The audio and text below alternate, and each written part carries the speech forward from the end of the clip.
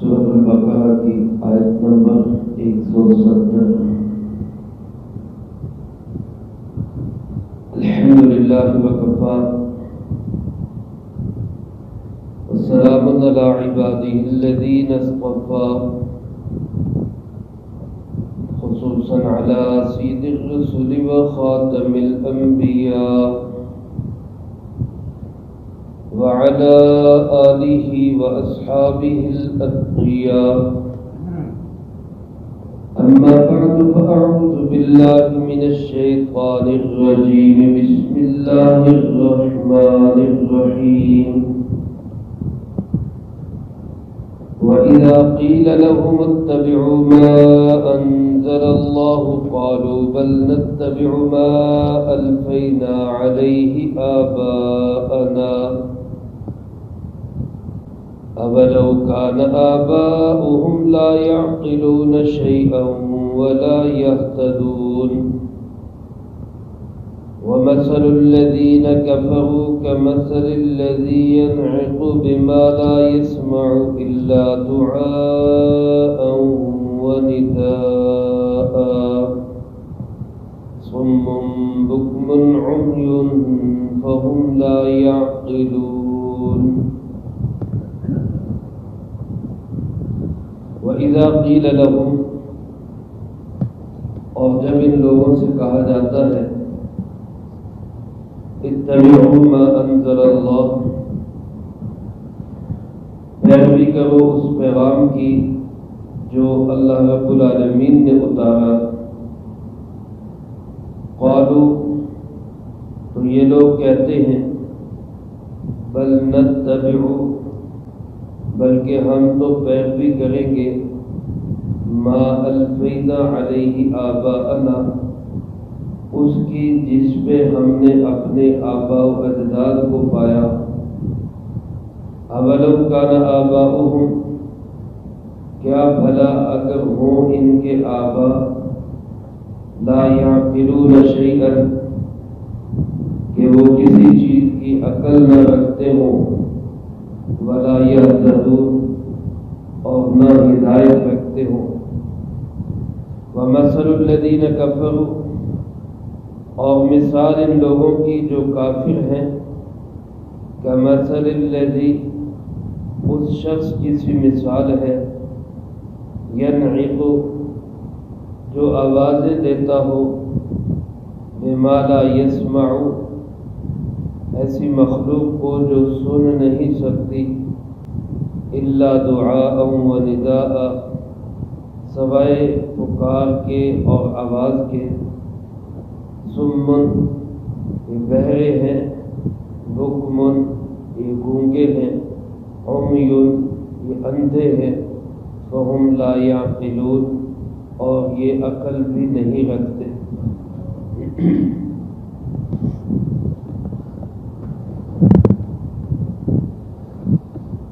ان آیات مبارکہ میں اللہ رب العالمین نے مشرکین عرب کی ایک اور قباحت کو بیان فرمایا ہے، اور اس قباحت کا نام ہے اپنے آباء و اجداد کی اندھی تقلید، آنکھیں بند کر کے رواج کے پیچھے، رسم کے پیچھے، بڑوں کے پیچھے چلتے جانا، چاہے وہ حق پہ ہے چاہے وہ ناحق پہ ہے۔ اس کو اللہ رب العالمین نے قابل مذمت قرار دیا۔ ایک ہے کہ آباء و اجداد ہدایت پر ہیں، بڑے عقل رکھتے ہیں، سمجھ رکھتے ہیں، ہدایت رکھتے ہیں، پھر ان کی پیروی کرنا، ان کی اتباع کرنا، یہ تو سنت انبیاء علیہ السلام۔ حضرت سیدنا یوسف علی نبینا وعلیہ السلام کا فرمان اللہ رب العالمین نے سورۃ یوسف میں نقل کیا ہے کہ میں پیروی کرتا ہوں اپنے آباء و اجداد، واتبعت ملت آبائی ابراہیم و اسحاق و یعقوب، میں اپنے آبا ابراہیم، اسحاق اور یعقوب کی ملت کی پیروی کرتا ہوں۔ دیکھیں آبا کی پیروی حضرت یوسف علیہ السلام بھی کر رہے ہیں، اپنے باپ دادے کے چلن پر حضرت یوسف علیہ السلام بھی چل رہے ہیں، لیکن وہ قابل مذمت نہیں۔ کیوں کہ آبا بھی اللہ کے نبی تھے علیہ السلام، ہدایت یافتہ لوگ تھے، عقل والے لوگ تھے۔ یہاں بھی اللہ رب العالمین نے جو فرمایا وہ کیا؟ وَإِذَا قِيلَ لَهُمْ، جب ان لوگوں سے کہا جاتا اتبعوا ما انزل اللہ، اس پیغام کے پیچھے چلو جو اللہ نے اتارا۔ ما انزل اللہ میں قرآن کریم بھی داخل ہے، اور ما انزل اللہ میں جناب محمد کریم صلی اللہ علیہ وسلم کے تمام فرامین بھی داخل ہیں، کیونکہ آپ صلی اللہ علیہ وسلم نے جو فرمایا وہ بھی اللہ ہی کی طرف سے نازل کرتا ہے۔ گفتہ اللہ بود گرچہ از حلقوم عبداللہ بود، جو کچھ آپ صلی اللہ علیہ وسلم کا فرمان ہے وہ اللہ ہی کا فرمان ہے، اگرچہ وہ ادائیگی اس کی جو ہوئی ہے وہ اللہ کے بندے کے حلق سے ہوئی۔ ایک موقع پہ ایک صحابی رضی اللہ تعالیٰ عنہ وہ جناب محمد کریم صلی اللہ علیہ وسلم کی ہر بات کو نوٹ کیا کرتے، جو بات آپ ارشاد فرماتے وہ لکھ لیا کرتے۔ کسی صحابی نے ان کو روکا، آپ ہر بات نہ لکھا کرو، کیونکہ آپ صلی اللہ علیہ وسلم کبھی کہیں خوشی کے موڈ میں ہے، کہیں کوئی غصے کے عالم میں ہے، کبھی کسی مزاج میں، کبھی کسی مزاج میں، تو ہر بات نوٹ کرنے کی نہیں ہوتی۔ انہوں نے لکھنا چھوڑ دیا۔ کچھ دن کے بعد آپ صلی اللہ علیہ وسلم نے پوچھا بھائی آپ اب لکھتے نہیں ہو؟ تو انہوں نے کہا جی مجھے اس طرح کسی نے روک دیا کہ وہ آپ صلی اللہ علیہ وسلم کبھی کسی مزاج میں، کبھی کسی موڈ میں۔ تو سرکار دو عالم صلی اللہ علیہ وسلم نے کیا فرمایا؟ اکتب کل شیء، ہر چیز لکھو، ہر بات لکھو، اور فرمایا اللہ کی قسم اس زبان سے سوائے حق کے کچھ نہیں نکلے۔ جناب نبی پاک صلی اللہ علیہ وسلم تب ہی بولتے جب اللہ بلواتے۔ وما ينطق عن الهوى ان هو الا وحی یوحی، میرا محبوب اپنی مرضی سے نہیں بولتا، یہ جب ہی بولتے ہیں جب اللہ کا پیغام آتا ہے۔ تو اس لیے اللہ پاک نے لفظ فرمایا ما انزل اللہ، صرف اتنا نہیں فرمایا کہ اتبعوا القرآن، قرآن کی پیروی کرو، نہیں، فرمایا اتبعوا ما انزل اللہ، جو اللہ نے اتارا، وہ قرآن کریم وحی مطلوب ہو یا وہ جناب محمد کریم صلی اللہ علیہ وسلم کے فرامین وحی غیر مطلوب ہو، سب کی پیروی کرو۔ تو اس کے جواب میں عرب کے مشرکوں کا کیا جواب ہوتا؟ وہ کہتے کہ بل نتبع ما الفینا علیہ آباءنا، کہ جناب ہم تو اس کے پیچھے چلیں گے جس پہ ہم نے اپنے آبا کو پایا، ہمارے باپ دادے جو کرتے رہے ہم تو وہ کریں گے۔ آگے اللہ پاک نے کیا فرمایا؟ اولو کان آباؤہم، کیا تب بھی یہ باپ دادے کے پیچھے ہی چلے گے؟ لا یعقلون شیئا ولا یہتدون، جبکہ باپ دادے عقل بھی نہیں رکھتے اور ہدایت بھی نہیں رکھتے، نہ خود اپنے اندر سمجھ ہے نہ کسی ہدایت یافتہ کے پیچھے چل رہے ہیں، تو کیا پھر بھی یہ باپ دادوں کے پیچھے چلے؟ تو معلوم ہوا کہ اگر باپ دادے عقل والے ہوں، ہدایت والے ہوں، تو پھر ان کے پیچھے چلا جا سکتا ہے، پھر ان کی اتباع کرنی چاہیے، کیونکہ ہدایت کا راستہ وہی ہے جو بڑوں کا راستہ ہے۔ بعض لوگ نادانی میں یہ آیات فٹ کرتے ائمہ کی تقلید پر، امام ابو حنیفہ رحمۃ اللہ علیہ کے ہم مقلد ہیں، تو وہ ہمیں یہ آیات پڑھ کے سناتے کہ تم بھی دیکھو جی باپ دادے کے پیچھے چل رہے ہو، امام ابو حنیفہ کے پیچھے چل رہے ہو، اللہ واللہ کے رسول کی بات نہیں مان رہے، میرے عزیز دوستو یہ بات بالکل غلط ہے، کیونکہ ائمہ اربعہ بالخصوص امام ابو حنیفہ رحمۃ اللہ علیہ انتہائی سمجھدار عقل والے لوگ تھے اور انتہائی ہدایت یافتہ لوگ تھے، بلکہ علماء کرام نے، بزرگان دین نے نبی کریم صلی اللہ علیہ وسلم کی یہ جو حدیث مبارک ہے کہ لو كانت الدین عند ثریا لتناله رجل من اہل فارس، کہ اگر دین ثریا ستارے پر بھی چلا جائے، یعنی دین لوگوں کی پہنچ سے اتنا دور بھی ہو جائے، ثریا ستارہ بڑی دور ستارہ ہے، وہاں بھی دین چلا جائے، تو فرمایا کہ اہل فارس کا ایک آدمی وہاں سے بھی دین کو لے آئے گا۔ علماء فرماتے اس حدیث کا مصداق امام اعظم ابو حنیفہ رحمۃ اللہ علیہ، کیونکہ اہل فارس کے امام صرف امام ابو حنیفہ، باقی تینوں ائمہ اہل عرب کے امام ہیں۔ اہل فارس میں سے امام ابو حنیفہ رحمۃ اللہ علیہ ہی امام بنے۔ اب ایسے انسان کو، ایسی شخصیت کو یہ کہنا کہ جناب یہ آیت ان کے بارے میں، یہ تو ان کے بارے میں جو عقل بھی نہیں رکھتے، ہدایت پہ بھی نہیں ہے، ان کے بارے میں، اور جو عقل میں بھی اللہ پاک نے ان کو بڑا ملکہ دیا ہو اور پھر وہ صحابہ اور تابعین کے راستے پر ہو، یعنی ہدایت والے ہیں، تو پھر تو ان کی بات ماننا عین شریعت، ان کی بات ماننا ہی اللہ اس کے رسول صلی اللہ علیہ وسلم کی بات ماننا۔ بعض لوگ اس میں آپس میں تقابل کر دیتے ہیں، آپ محمدی ہیں یا حنفی ہیں۔ یہ ایسے ہی ہے جیسے کوئی شخص کہے آپ پاکستانی ہیں کہ فیصلہ آبادی ہیں۔ اب یہ کوئی تقابل بنتا ہے؟ بے وقوف ہوگا انسان جو کہے گا آپ پاکستانی ہیں کہ فیصلہ آبادی ہیں، تو فیصلہ آباد بھی پاکستان کا حصہ ہے، فیصلہ آباد کا بھی ہے، پاکستان کا بھی، تو حنفی محمد کریم صلی اللہ علیہ وسلم کا حصہ ہے، حنفی بھی ہے، محمدی بھی ہے۔ ہم الحمدللہ حنفی بھی ہیں اور الحمدللہ ہم محمدی بھی ہیں، اس میں آپس میں تقابل نہیں ہے۔ یہ راستے ہیں اللہ تک پہنچنے کے جو اللہ رب العالمین نے قبول کر دی۔ ائمہ بڑے بڑے آئے، بڑے بڑے محدثین آئے، بڑے بڑے فقہاء آئے، لیکن اللہ رب العالمین کی قدرت کہ 4 ائمہ کو اللہ نے قبولیت نصیب فرما دی، تو لہذا اگر انسان ان کو چھوڑ کے کہے کہ جناب میں خود دین کو سمجھوں گا، تو اس کی تو گمراہی کا اندیشہ ہے، اور جو ان کی تقلید کرے گا وہ انشاءاللہ انہی کی طرح راہ راست پہ رہے گا۔